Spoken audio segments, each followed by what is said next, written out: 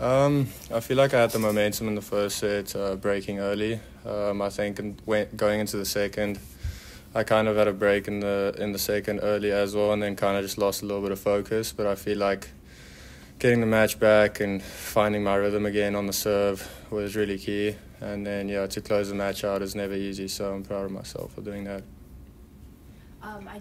I guess how difficult was it to try to hold off some of the things he was doing to maybe cause you to lose focus?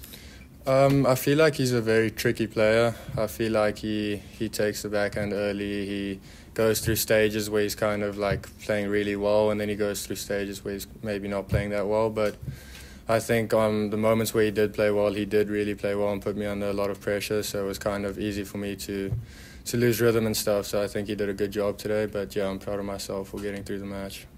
I guess in the tiebreaker, what was your mindset there? Trying to finish it rather than let it go into a third set. Yeah, I was kind of down, and Mike just told me to keep going for it, keep playing, keep swinging. So I was kind of just like, let me just do my thing and stay positive. And then luckily got the break back and the mini break back and the tiebreaker, and then finished it off with 2 good serves and then a good return to end the match. So I'm proud of myself. When it gets close like that, do you feel the pressure in the match, or do you just keep playing your own game? I guess we all feel the pressure. I mean, this just it's tough in moments like that, but you just have to stick to your game, I feel like, and that's what Mike always tells me: just stick to your game and play your game, because that's the only way you're going to win. So that's kind of what I did in those moments. I think it's hard for these guys. I mean, just this is a big event. There's a lot of excitement around it. I mean, he's playing at home, which is an advantage, but it's hard, And so that first match there are the ups and the downs. I mean, it's easy to get to 5, as you saw with his opponent. It's hard to get to 6 and finish off a set. Or when you feel like, I can win this match, then things get very difficult. And I thought he did a really good job of just, when he really needed to, sticking to the rhythm on his serve and going after the ball, whereas I thought his opponent showed a little bit of signs of feeling like he's won the second set, and then got right to the end, and it was tough. It's tough to close that out, and so Devin hung around just well enough, and then applied a ton of pressure with his serve. And I think I'm excited for him to get through, because you do feel better and better as the week goes on, and the pressure kind of dissipates as you get focused on, like, I'm solidly in this tournament, and now I can just go to work, and he's better when he can do that. I guess what's exciting about the next round, and also getting ready for doubles play tomorrow.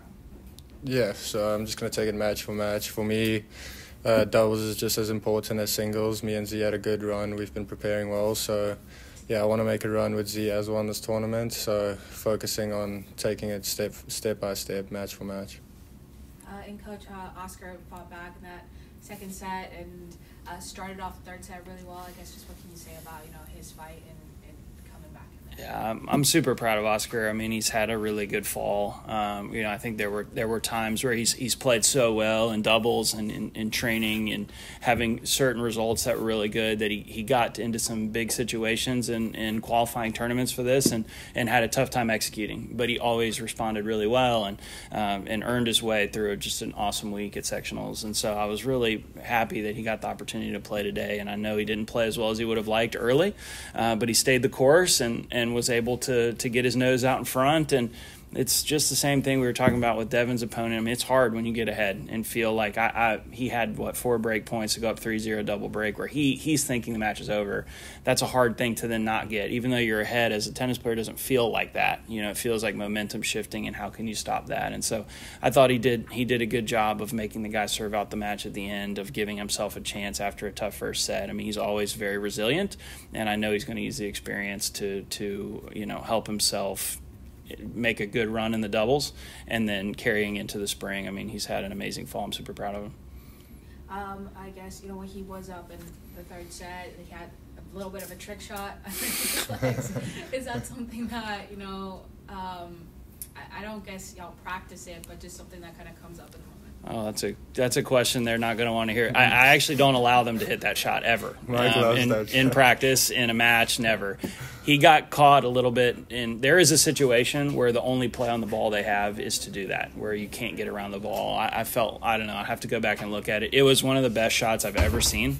But it can also spook you. Like Devin lost complete focus in the moment where he hit that shot. He kept looking, I'm like yelling at Devin to get back onto his court. It's love 30 on the other guy's serve. It was a big moment.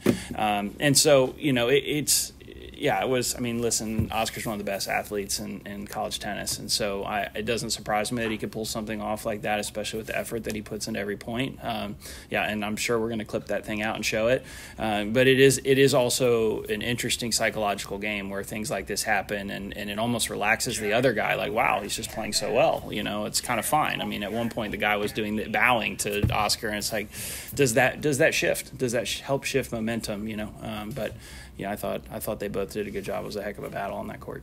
Right. I guess just how much does Oscar's energy kind of translate towards the rest of the team? I mean, he seems to really enjoy getting every point that he fights for. So. Mm-hmm. No, his positivity is very infectious, and frankly, all energy is infectious. It's as crazy as it sounds, you can see the ebbs and the flows of Devin and Oscar's matches next to each other, even though they have nothing to do with each other in an individual tournament. And so it becomes very important. We talk a lot about it, and Oscar has almost a responsibility to the other guys because of how great his energy is, that then we all can kind of tell, how's he doing? Is he got good energy? Is he not? And he does a really good job of continuing to fight all the time, and I think it really helps his teammates.